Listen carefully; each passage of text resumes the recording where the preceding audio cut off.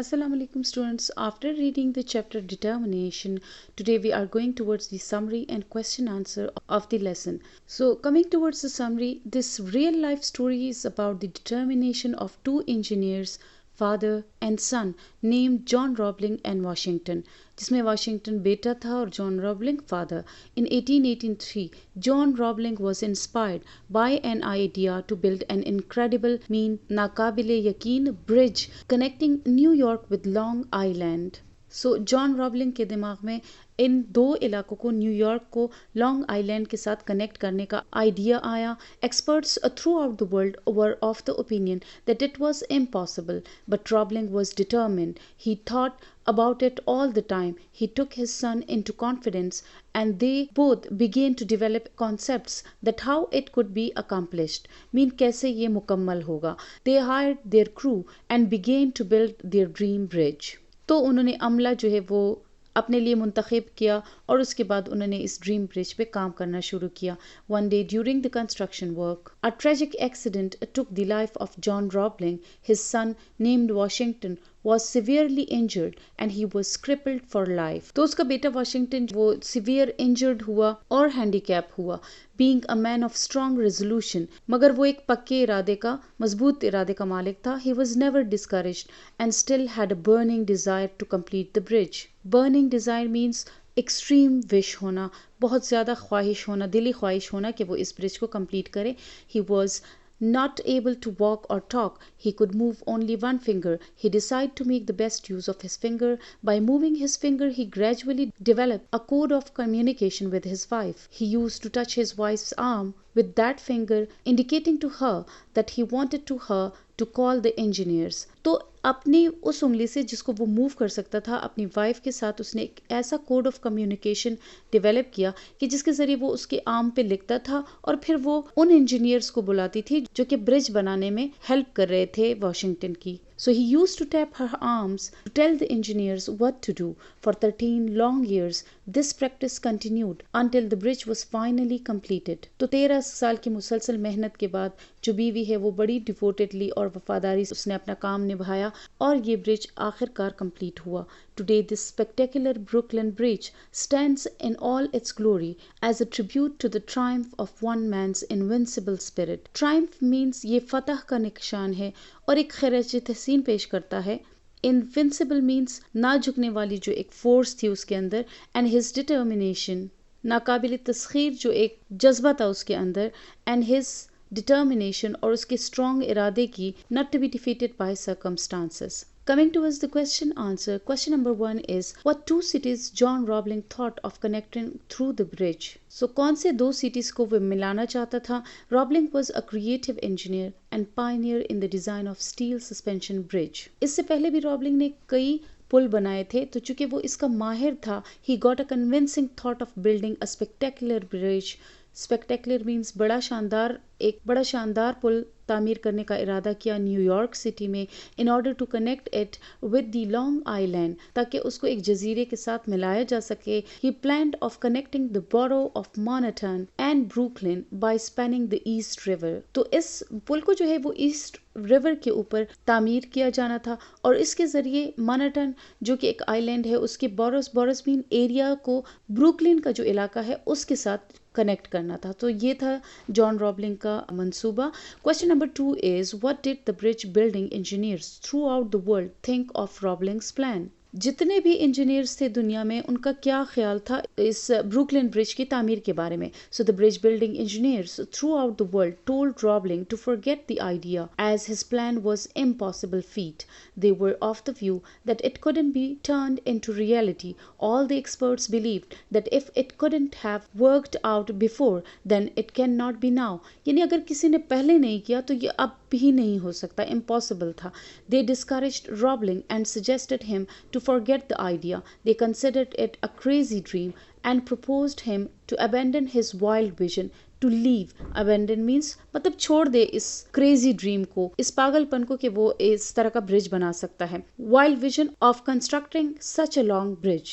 Question number 3 is how did Roebling finally succeed in convincing that the project could be accomplished?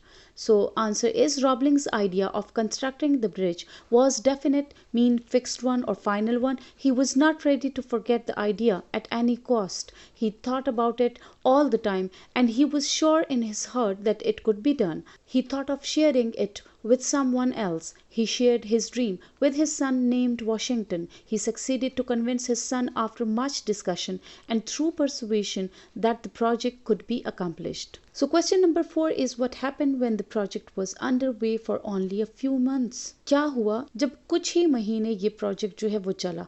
John Roebling and his son Washington started working on their project with great excitement and inspiration. When the project was underway, जब ये project चल रहा था for only a few months, a tragic accident occurred on the site. That accident took the life of John Roebling and caused a serious injury with a certain amount of brain damage. Washington was unable to walk or talk, even he couldn't move. तो Washington जो है वो इस accident में severe जख्मी हुआ और वो मूव भी नहीं कर सकता था. Question number 5 is what was the response of the people after the accident on the site? लोगों की क्या राय थी? So the accident brought severe criticism and negative response because they already considered the plan of bridge building as an impossible feat and thus unacceptable. लोग चूंकि शुरू से ही इसको नाकाबिल यकीन समझते थे, इसीलिए वो उन्होंने पहले से ही डिस्कार्ड किया, इसीलिए लोगों के बड़े बुरे और नेगेटिव कमेंट्स सामने आए. The accident gave a chance to people to comment and they called John Roebling and his son crazy men and their crazy and foolish dreams to be working on for something that is impracticable. Everyone has a negative comment and felt that project should be abandoned and it couldn't be accomplished. Now, after the death of Roebling and serious injury of Washington, the only one who knew how the bridge could be built, तो उनका ये भी ख्याल था कि न सिर्फ ये बिल्कुल पागलों वाला आइडिया था, बल्कि अब इस ब्रिज को की तामीर को छोड़ देना चाहिए, क्योंकि अब तो रॉबलिंग की डेथ हो चुकी है और वाशिंगटन जो है वो ही एक बंदा था जिसको इस ब्रिज की तामीर के बारे में पता था, और अब वो भी इस हालत में है कि वो मूव नहीं कर सकता. So better to leave this idea. Question number 6 is, unable to speak or write, what method did Washington use to communicate with his wife? चूंकि वो चल फिर बोल नहीं सकता था, तो उसने कौन सा ऐसा तरीका इजाद किया अपने वाइफ के साथ अपना मैसेज पास करने के लिए? Washington was unable to speak or write, even he could not move except one finger after the accident at the site of project, but he was never discouraged. He still had strong desire to complete the bridge and decide to make best use of his one finger, which he could move.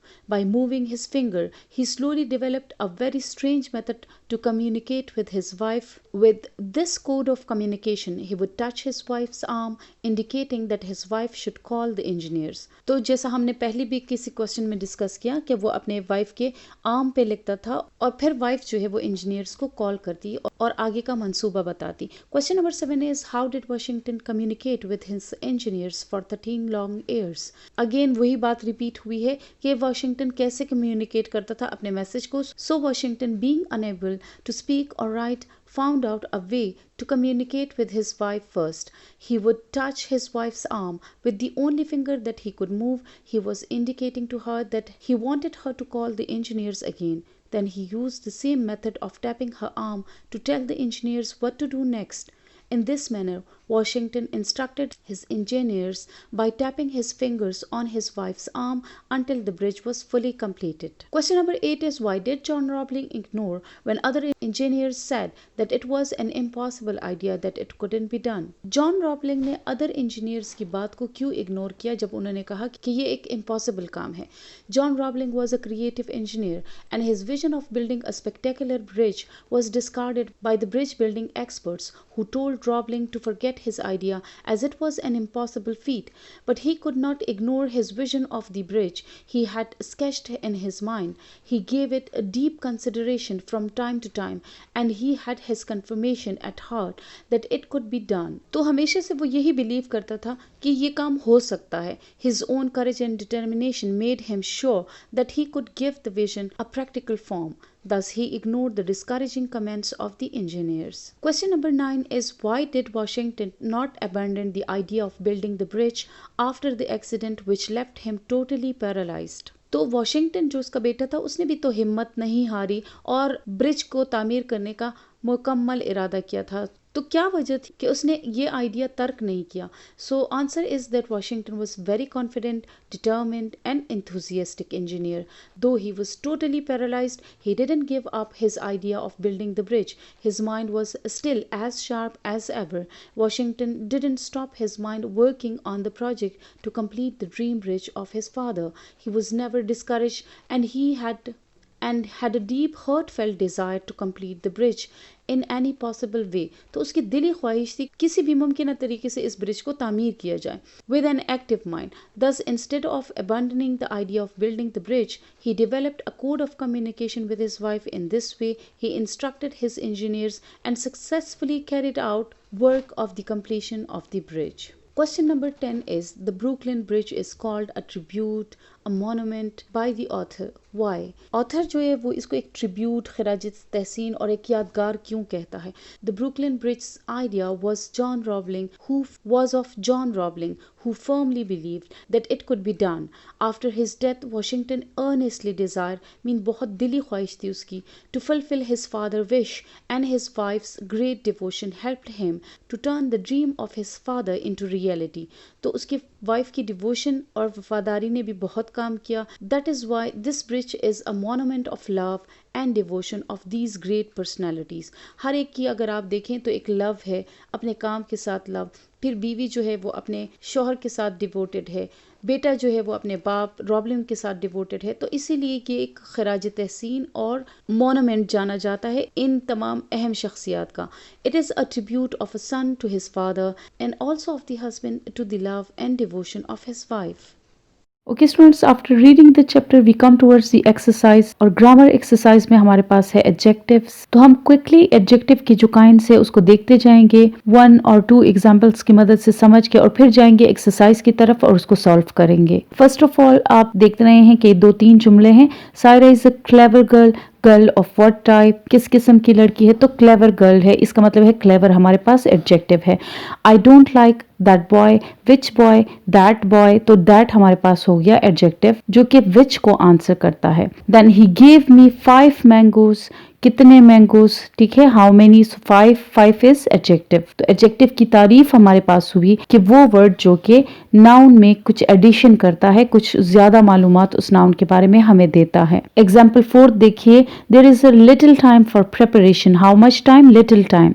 तो little भी एक adjective हुआ जो कि noun time के बारे में आपको बता रहा है कि लिटिल टाइम. अब जल्दी से हम आते हैं जी पेज नंबर 129 पे काइंड्स ऑफ एडजेक्टिव के पास. काइंड्स ऑफ एडजेक्टिव जिसमें डिस्कस करेंगे एडजेक्टिव्स ऑफ क्वालिटी है सबसे पहले हमारे पास, जिसको डिस्क्रिप्टिव एडजेक्टिव भी कहा जाता है. ये आपको किसी चीज की क्वालिटी या काइंड के बारे में बताता है. जैसे Lahore is a large city, तो लार्ज है. ऑनेस्ट मैन, ऑनेस्ट है. Foolish old crow, so foolish है. आप अगर क्वेश्चन पूछें कि व्हाट टाइप और व्हाट काइंड, तो आपको जुमले में से एडजेक्टिव मिल जाएगा. For example, what kind of city Lahore is? So Lahore is a large city. So इसका मतलब है कि लार्ज हमारे पास एडजेक्टिव है क्योंकि ये वर्ड को आंसर करता है. फिर एडजेक्टिव ऑफ क्वालिटी जो है वो ये भी बताता है कि हाउ मच, मतलब कितना एक चीज से मुराद है हमारी. For example, I ate some rice. He showed much patience. So how much rice I ate? So how much का आंसर क्या करता है? Some. I ate some rice. तो सम जो है ये एडजेक्टिव ऑफ क्वालिटी है जो मुझे बताता है कि कितना. अगेन देखें, little intelligence, enough exercise, all his wealth. तो ये सारे हुए adjective of quality. Adjective of number हमारे पास नेक्स्ट है जो कि आंसर करता है क्वेश्चन हाउ मेनी को. देखिए first example, the hand has 5 fingers. How many finger does the hand have? So the hand has 5 fingers. आपने देखा कि how many का जवाब जो है वो हमें 5 के जरिए मिल गया. So this is adjective of number. There are no picture. I have taught you many things. All men. तो all जो है ये adjective of number हो गया. Most boys. Adjective of number को न्यूमरल एडजेक्टिव भी कहा जाता है और इसके 3 टाइप्स हैं. Definite numeral adjective. So definite numeral adjective जो है इनको कार्डिनल नंबर्स भी कहा जाता है. देखिए 1 2 3 एग्जैक्ट नंबर बताता है. इसके बाद हमारे पास ऑर्डिनल नंबर्स हैं जो कि हमें पोजीशन बताते हैं, लाइक किस पोजीशन पे. For example first second third जो है ये ऑर्डिनल हैं, ऑर्डर बताते हैं आपको. तो ये दोनों डेफिनेट न्यूमरल्स हुए. इनडेफिनिट न्यूमरल्स एडजेक्टिव वो होते हैं जिसमें एग्जैक्ट आपको नहीं बताया जाता, फर्स्ट सेकेंड या 1 2 3 नहीं बताया जाता, बल्कि इनडेफिनिट होते हैं। कोई मुतय्यन नंबर इनमें नहीं होता, लेकिन ये भी बहरहाल किसी न किसी अमाउंट को शो करते हैं। For example all, no, many, few, some, any, certain, several और समबडी। तो ये नंबर बताते हैं, लेकिन नंबर इसमें क्लियर नहीं है, डेफिनेट नहीं है।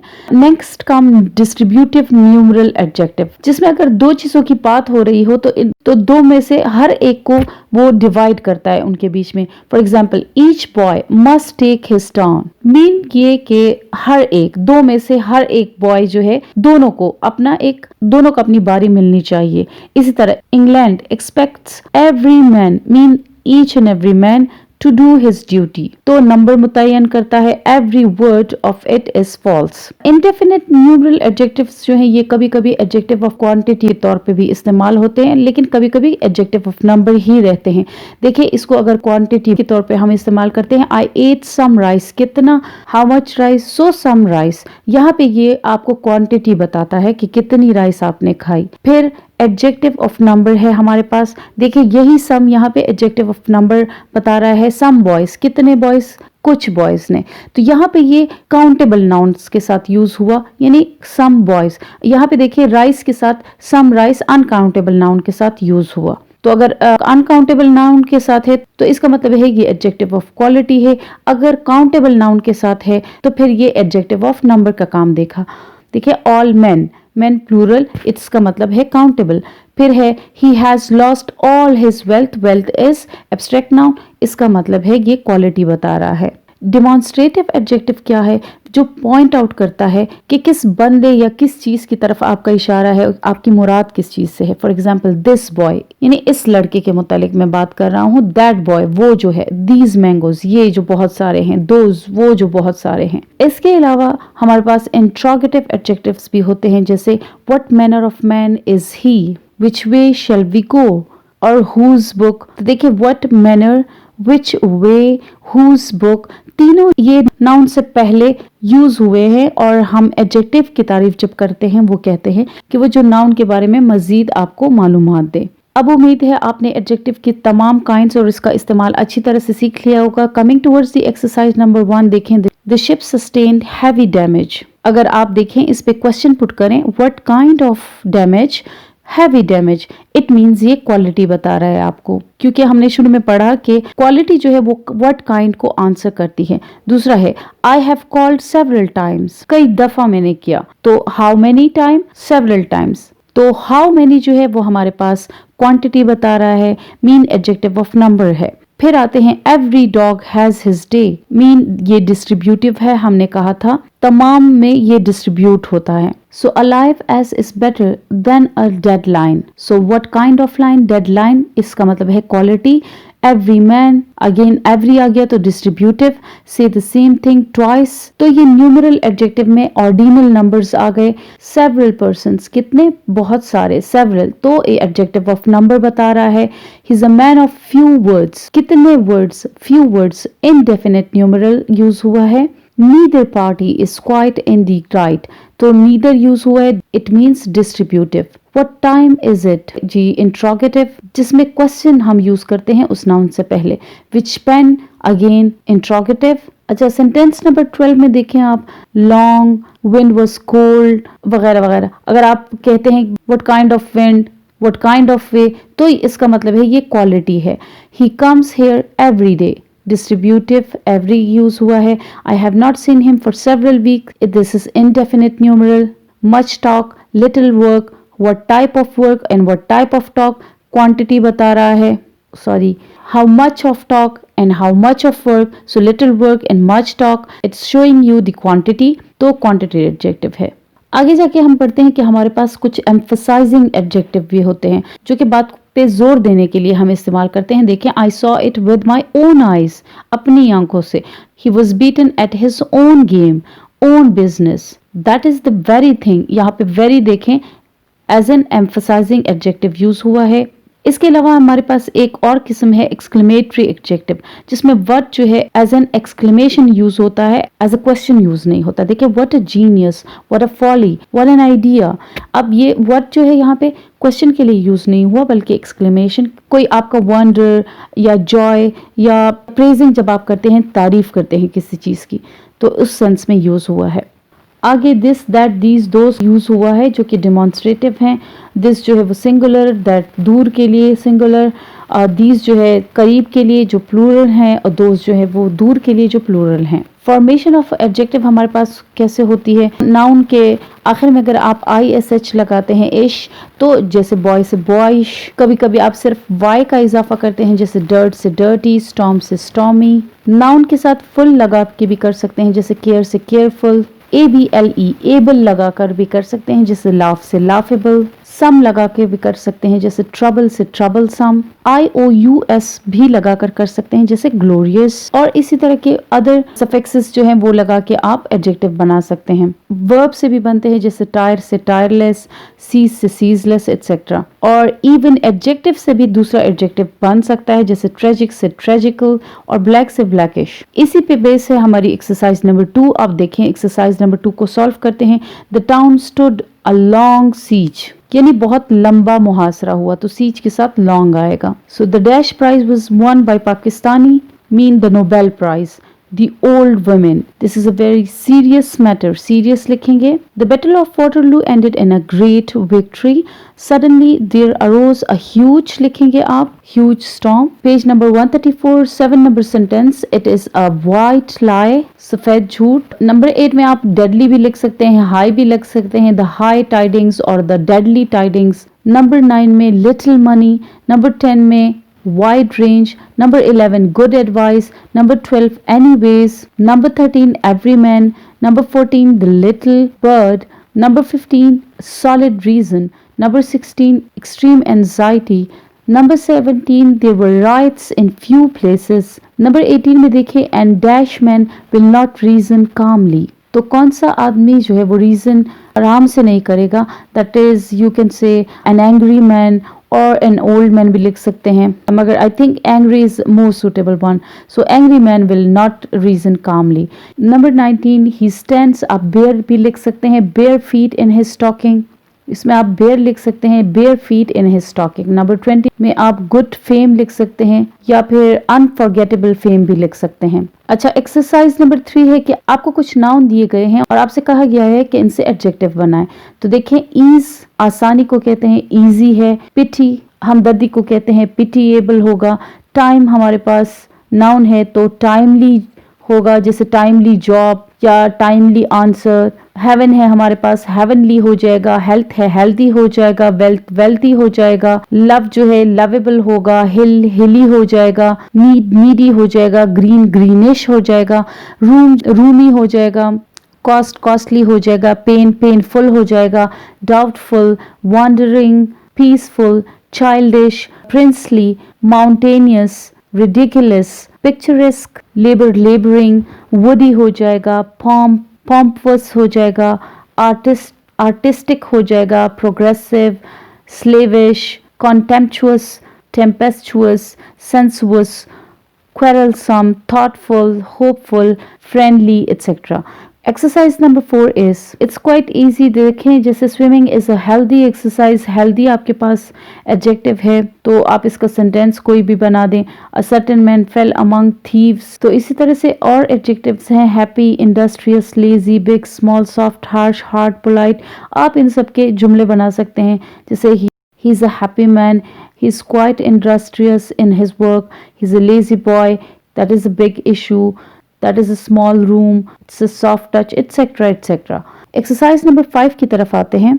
तो आपको कुछ नाउन दिए गए हैं और आपने सुटेबल उसके साथ एडजेक्टिव यूज करने हैं। आपको एग्जांपल दिया गया, a long siege, a decisive victory. अब अगर आप नीचे देखें वर्ड्स क्या हैं, सबसे पहला है स्टॉर्म, सो स्ट्रॉन्ग स्टॉर्म हो सकता है, लॉन्ग सीज हो सकता है, डीप स्लीप हो सकता है, great victory, good advice, serious blow, silence है तो किलिंग साइलेंस, मार देने वाली खामोशी, dirty hand, clean water, old servant, beautiful flower, big city, great artist, expert dealer, loud voice, good husband, boring subject, naughty child, cruel king and greedy dog etc. तो आपने देखा मैंने तमाम नाउन के साथ एडजेक्टिव लगाया। आप अलग से भी कोई एडजेक्टिव अपनी तरफ से सुटेबल जो हो वो लगा सकते हैं। एक्सरसाइज नंबर 6 है। एक्सरसाइज नंबर 6 भी इसी तरह की है। आपने सुटेबल जो है एडजेक्टिव्स इन नाउन के साथ लगाने हैं जो आखिर में दिए गए हैं, like Fortune, good Fortune, man, lucky man, news, bad news, good news, कुछ भी लगा सकते हैं। अच्छा, formation of comparative and superlative जो एडजेक्टिव हैं उसके बारे में पढ़ेंगे। स्वीट हमारे पास पॉजिटिव एडजेक्टिव है। अगर हम दो चीज़ों को का मुकाबला करते हैं कि कौन सी स्वीटर है तो फिर हम ई आर लगा देते हैं कंपैरेटिव में। सुपरलेटिव में हम E S T mean sweetest, सबसे ज़्यादा मीठा, तो ई एस टी हम सुपरलेटिव में लगा लेते हैं। अब इसमें जो एडजेक्टिव ई पे ख़त्म होता है तो उसके आगे तो हम सिर्फ आर लगा देते हैं। जैसे ब्रेव है तो ऑलरेडी ई है तो हमने सिर्फ आर लगा दिया। इसी तरह ब्रेवेस्ट में चूंकि ब्रेव के एंड पे पहले से ई है तो हम ई एस टी नहीं लगाएंगे बल्कि ई ऑलरेडी है, हम सिर्फ एस टी लगाएंगे। आगे इसी तरह के रूल्स हैं, आप पढ़ेंगे पेज नंबर 136 पे और आपको अच्छी तरह से समझ।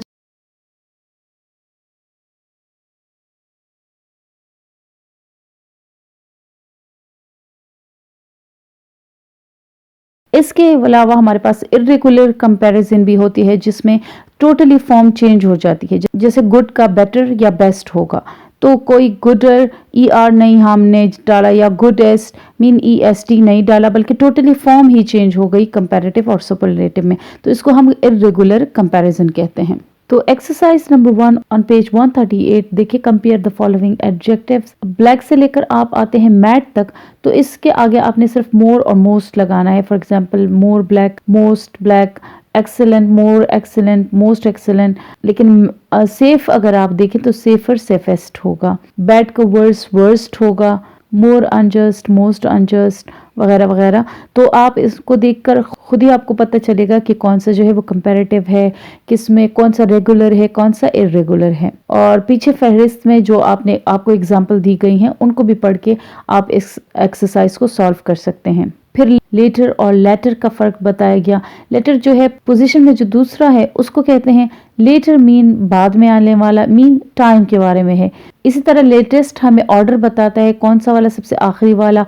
लास्ट जो है वो हमें, इसी तरह लेटेस्ट हमें टाइम के बारे में बताता है किस वक्त आया। फॉर एग्जांपल लेटेस्ट लेटर जो सबसे आखिर में आया तो टाइम बता रहा है। लास्ट जो है वो ऑर्डर बता रहा है आपको। द लास्ट वन मीन जो सबसे आखिर में है, तो ये ऑर्डर या तरतीब बता रहा है। इसमें से जो एल्डर मीन जो बड़ा, ये ह्यूमन बींग्स के लिए यूज होता है। इसी तरह एल्डेस्ट भी जो है ह्यूमन बींग्स के लिए, जबकि ओल्डर, ओल्डेस्ट एनिमल्स के लिए यूज हो सकता है या किसी भी थिंग के लिए। नीचे एग्जांपल आप देख सकते हैं, Kamran is my elder brother and he is older then his sister. इसी तरह से फार्दर और फर्दर का फर्क हमें बताया गया है। तो फार्दर जो है बहुत दूर को कहते हैं। फर्दर जो आप एडिशन करते हैं किसी चीज की, यानी फर्दर मजीद, ये के मजीद का तर्जुमा है, इसका मतलब मजीद है।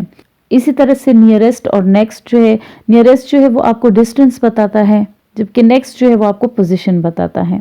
अब आते हैं एक्सरसाइज नंबर 2 की तरफ जिसमें है fill in the blank space with later और latter. So the minority accepted the latter proposal mean दूसरे नंबर वाला। The latter part of the book mean जो आखिर वाला है, मीन जो दूसरा वाला है। At a later date mean आखिरी तारीख पे या अभी करीबी जो गुजरी है या अभी जो रिसेंट है, तो मतलब ये टाइम बता रहा है। I prefer the latter proposition mean जो आपको तरतीब बता रहा है। Latter to the former mean दूसरे वाले को तरजीह दे रही हूँ पहले वाले पे। So is there no later news mean आखिरी न्यूज, तो ये टाइम के बारे में बता रहा है आपको। अब नेक्स्ट जो है ओल्डर एल्डेस्ट से आपने फिल करना है। I have an elder sister, Kamran is older then Harry. Number 3 his Elder brother, क्योंकि हमने कहा कि एल्डर ह्यूमन बीइंग के लिए यूज होगा। Number 4 she is the elder of the two. And number 5 is the nephew is elder than his uncle. फिर हम आते हैं ओल्डेस्ट और एंड एल्डेस्ट को यूज करना है ब्लैंक्स में। Rustam is the eldest of my uncle's 5 sons, सबसे बड़ा है। He is the oldest member of the school, सबसे पुराना मेंबर है। फिर नंबर 3 में है that is Antonio the duke's eldest son. फिर द ओल्डेस्ट मॉस्क, फिर the oldest European residence. Farther and further की तरफ आते हैं। Farther from Mumbai, further reasons, further ceremony and further order. For further particulars, तो ये फर्दर का यूज हुआ और फार्दर का। फिर आपने लेटेस्ट और लास्ट का करना है। The latest news, the last time, number 3 the last day, number 4 latest news, number 5 the last Mughal emperor. फिर नियरेस्ट और नेक्स्ट को देखना है। This is the nearest post, next to my house, nearest police station, next to mine, nearest railway station.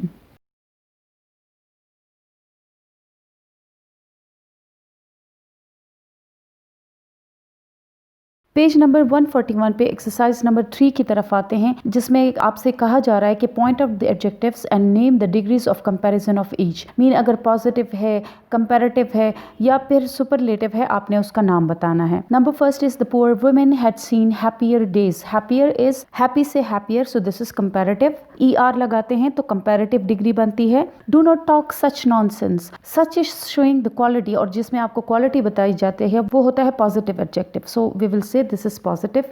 Make less noise, again less is showing the quality, the degree, so this is again a positive adjective. Number 4 is that child has a slight cold, again it's positive. Alive as is stronger than a dead lion, so stronger comparison हुआ है comparative. Number 6, say the same thing twice over. Think के बारे में बताया गया है कि twice इसको बोलना है, so this sentence is positive. Solomon was one of the wisest men. Wisest is showing the extreme quality of wiseness, so this is superlative degree. Hunger is the best sauce. Again best is showing superlative highest degree, so ये superlative adjective होगा. His simple word is as good as an oath. तो जहाँ पे जिस जुमले में as इस्तेमाल हुआ होता है वो quality show करता है, and this is again positive adjective. There was not the slightest excuse for it. The slightest. EST जब लगता है सुपरलेटिव की पहचान होती है, so this is superlative adjective. My knife is sharper than yours. Sharper में शार्प के साथ ER लगा, it means this is comparative. Small people love to talk of great man. Great and small both are showing quality, and this is positive. Of two evils choose the less. Two showing numeral adjective है, so this is positive. I hope the matter will be cleared up some day. Some day, कौन सा day? Some day, किसी दिन, तो इसका मतलब है positive. Your son makes no progress in his studies, so no progress showing quality, it means this is positive adjective.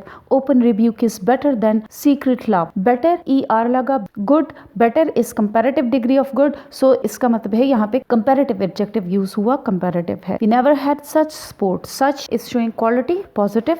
I have other things, other showing quality of the things, so this is positive. Haris is the idlest boy in the class, showing the idlest EST के साथ superlative degree show कर रहा है. I promise you a fair hearing. Fair is showing about the hearing. Hearing as a noun use हुआ है, और fair जो है adjective है जो कि quality बता रहा है, so this is again positive. On the same page, exercise number 4 के supply the proper form comparative और superlative of the adjective. जुमले देख के आपने अगर superlative लगता है superlative लगाना है, comparative लगता है तो comparative बनाना है. Number 1 is good. How is your brother today? Is he better? यानी कल शायद वो सही नहीं था, तो हालत पूछ रहे हैं कि कल के मुकाबले में आज वो अच्छा है, so we will use comparative degree is he better.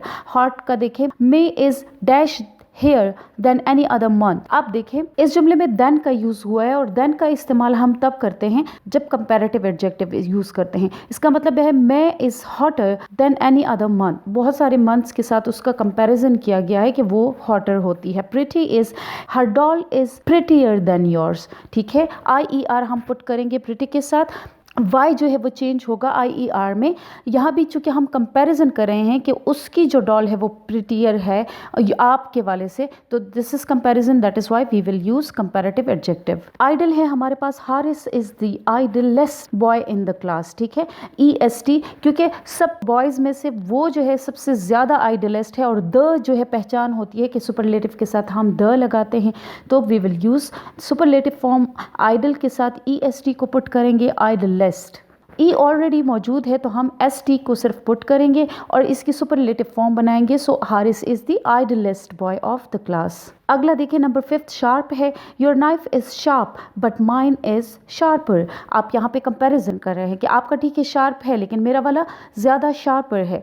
Number 6 में है honour is dearer to him than life. Then हमने यूज किया तो इसका मतलब है कि कंपैरेटिव फॉर्म यूज करेंगे। नंबर 7 है rich, he is the richest man in our town.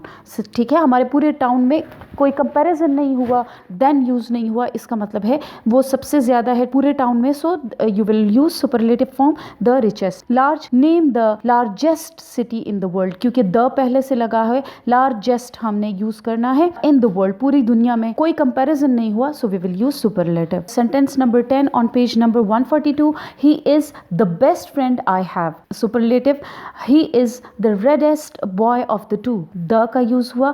Sentence number 12 is Rahman work is bad, Haris is worse. So there is no animal more ferocious than tiger. More ferocious यानी comparison हम कर रहे हैं कि उसके मुकाबले में कोई और जानवर इतना ferocious है, इतना गजबनाक नहीं है। Bad is the trade is in a worse condition today than it was a year ago. So again comparison तो bad का worse यानी irregular comparison हम कर रहे हैं यहाँ पे। Tall, he is the tallest of the two. The use हुआ है, superlative use करेंगे the tallest। दूसरा ये है कि एक बंदे के साथ मुकाबला नहीं है, दो या दो से ज्यादा चीजों के साथ है, तो उनसे ज्यादा बेहतर है, उनसे ज्यादा टॉलेस्ट है, so we will use superlative. Sindh is the driest part of Pakistan, the use हुआ है ड्राइएस्ट क्योंकि पूरे पाकिस्तान में सबसे ज्यादा ड्राई है, superlative degree. Iron is more useful than any other metal, क्योंकि किसी भी और मेटल के मुकाबले में आयरन ज्यादा यूजफुल है, इसीलिए आपने कंपैरेटिव डिग्री को इस्तेमाल किया।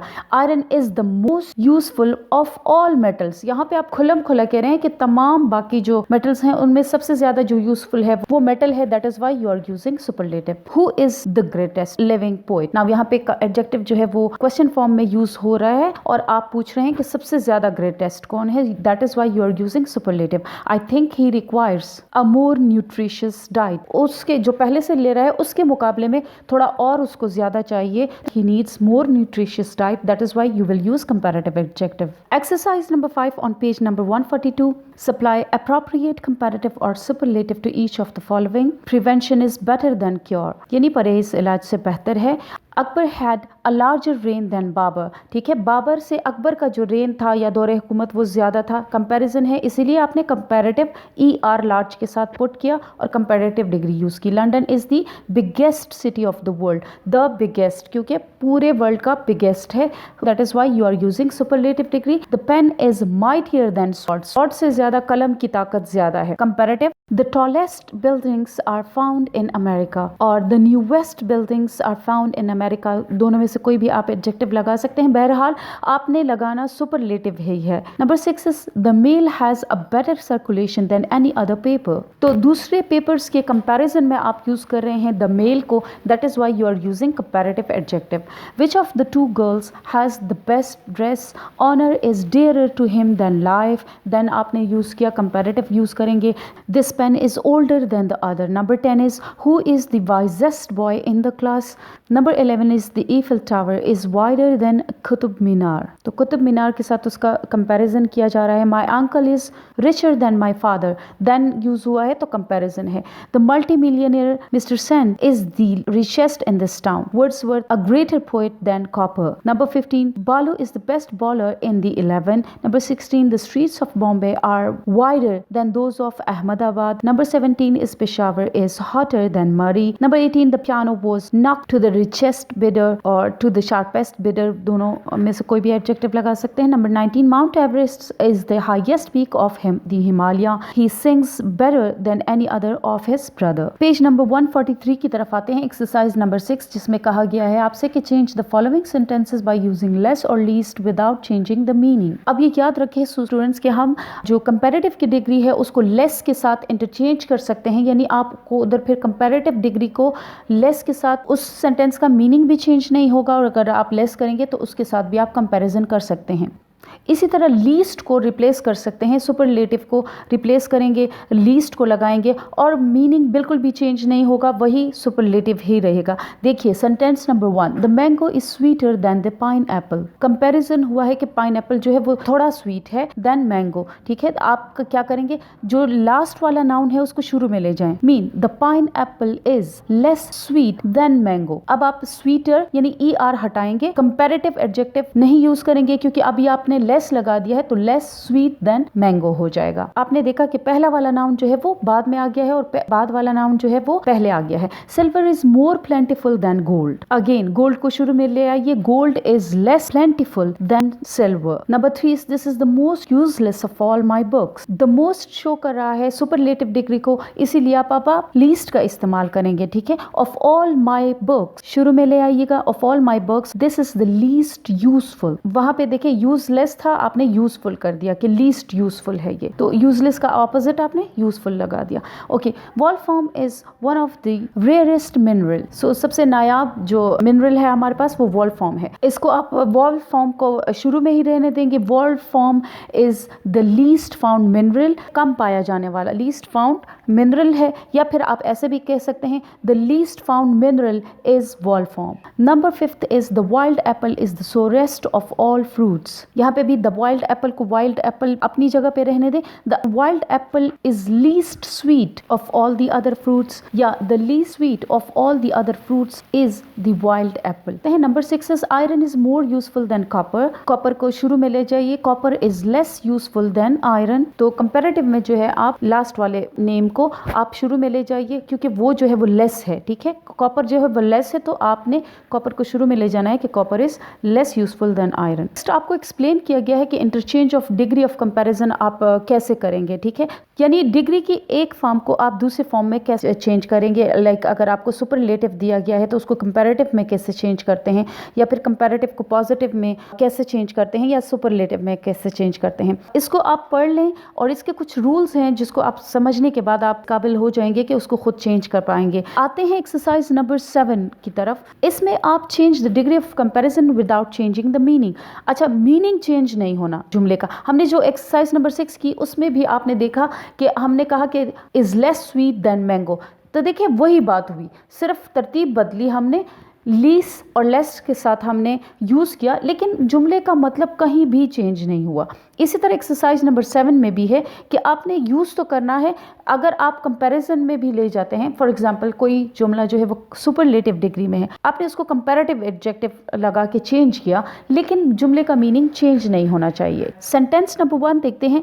The times is the most powerful newspaper in England. This is the superlative degree use हुई है, द मोस्ट पावरफुल। अच्छा, इसको हम कंपैरेटिव में चेंज करेंगे। So the time is more powerful newspaper than any other paper in England. इसी जुमले को अगर आप पॉजिटिव में चेंज करते हैं तो देखें, no other newspaper is as powerful as the Times in England. Number 2 is देखें, some beans are at least as nutritious as meat. अच्छा, अब यहाँ पे दोनों आइटम्स जो हैं, दोनों ऑब्जेक्ट्स जो हैं वो सेम लेवल पे हैं। कुछ बीन्स जो है वो उसी तरह के न्यूट्रिशियस हैं जितने लेवल पे मीट। इसका मतलब है कोई भी सुपरलेटिव डिग्री की तरफ नहीं जा रहा, दोनों सेम लेवल पे हैं। तो आप इसको कंपैरिजन में कैसे कहेंगे कि जुमले का मतलब भी चेंज ना हो। देखें, meat is not more nutritious than some beans. तो इस जुमले को हम सुपरलेटिव में चेंज इसलिए नहीं कर सकते क्योंकि दोनों इक्वल लेवल के हैं। अगर जुमला हमारे पास ऐसे होता कि बीन्स जो है वो सबसे ज्यादा न्यूट्रिशियस है, इवन मीट से भी ज्यादा न्यूट्रिशियस है, तब तो हम इसको सुपरलेटिव में चेंज कर सकते थे कि the beans are the most nutritious. तो लेकिन यहाँ पे दोनों सेम लेवल पे हैं, that is why we can't use superlative degree of adjective. Number 3 की तरफ आते हैं। In Pakistan no other exercise is so healthy as hockey. अब इस जुमले में आप अगर देखते हैं, so healthy is showing you quality. जो जुमला हमने पहले भी डिस्कस किया, आपको क्वालिटी बताता है, इसका मतलब है कि पॉजिटिव डिग्री यूज हुई है एडजेक्टिव की। अब इसको आपने कंपैरेटिव डिग्री में चेंज करना है, लेकिन मीनिंग जो है वो सेम होने चाहिए। इस जुमले को अब हम कंपैरेटिव में चेंज करते हैं। In Pakistan no other exercise is more healthier than hockey. और सुपरलेटिव में अगर आप चेंज करते हैं तो hockey is the most healthiest exercise in Pakistan. अब देखें, जुमले के मीनिंग में कोई चेंज नहीं आया। Sentence number 4 is very few boys are so industrious as Latif. तो सो और as, again it is showing positive degree. इसका अगर हम सुपरलेटिव बनाना चाहें, Latif is one of the most industrious boy, superlative हो गया। Latif is more industrious than any other boy in the class. तो बॉय लगाएंगे। अगर हम कहते हैं कि all the other boys of class, तो फिर बॉयज हम प्लूरल नाउन यूज करेंगे। Next is he would sooner die than tell a lie.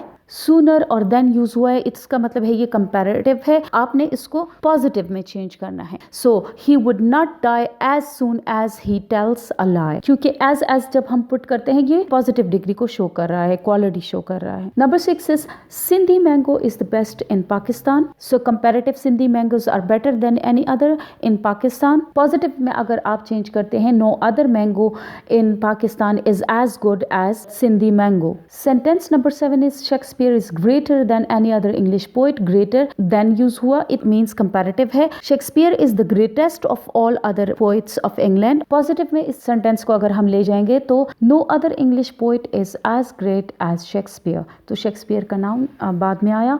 The tiger is the most ferocious of all animals, superlative degree है। So tiger is more ferocious than any other animal, या the tiger is more ferocious than any other animal in the world और of all other animals in the world. Positive में अगर इसको change करते हैं no other animal in the world is as ferocious as tiger. Question number 9 is Australia is the largest island in the world. Again the largest superlative use हुआ है। Australia is more larger than any other island in the world, और positive में no other island is as large as Australia in the world. Number 10 is lead is heavier than any other metal. Lead is the heaviest of all other metals, और positive में जब आप जाएंगे no other metal is as heavy as lead. Number 11 is some people have more money than brain. Comparative use हुआ है, so some people do not have as much brain as money. आपने इसको positive में change किया, दोनों चूंकि equal portion पे हैं तो इसीलिए आप इसका सुपरलेटिव बना नहीं सकते। Number 12 is a wise enemy is better than a foolish friend. ये कंपैरेटिव सेंटेंस है और कंपैरेटिव सेंटेंस में कोई नॉट यूज नहीं हुआ। अब आपने इसको पॉजिटिव में चेंज करना है, इसका सुपरलेटिव चेंज नहीं हो सकता। पॉजिटिव में चेंज करने के लिए आपने नॉट लाना है। A foolish friend is not as good as a wise enemy. अब देखिए मीनिंग में कोई चेंज नहीं आया, यानी फूलिश फ्रेंड जो है वो इतना बेहतर नहीं है जितना कि वाइज एनिमी, बात एक ही हुई। Sentence number 13 is I know him quite well as you do. I don't know him better than you do. यानी आपसे ज्यादा मैं नहीं जानता, जितना आप जानते हैं उतना मैं भी जानता हूँ। Sentence number 14 is you do not know him better than I do. Number 15 is no other man was as strong as Bahram. As shows a positive, तो आपने comparative में change करना है। No other man was stronger than Bahram, या no other man was more stronger than Bahram, या Bahram was more stronger than any other man. Number 16 is some Pathans were at least as faithful as the six. So इसका comparative जब बनाएंगे, six are not more faithful than Pathan. Superlative नहीं बन सकता क्योंकि दोनों की quality same है, as faithful as six दोनों same category में है। Number 17 is Mount Everest is the highest peak of the Himalaya. Superlative degree है the highest. So comparative में बनाएंगे इसको, Mount Everest is more higher than any other peak of Himalaya, या no other peak is more higher than Mount Everest. Number 18 is very few countries are as rich as England. As show positive तो comparative बनाना है। England is one of the richest countries, ये superlative हो सकता है, या no other country is richer than England, या England is more richer than any other country. Hope students आपको adjective उसकी फॉर्मेशन कैसे हम करते हैं कि बहुत अच्छी समझ आ चुकी होगी। Wish you all the best for your exam. Thank you for watching my video.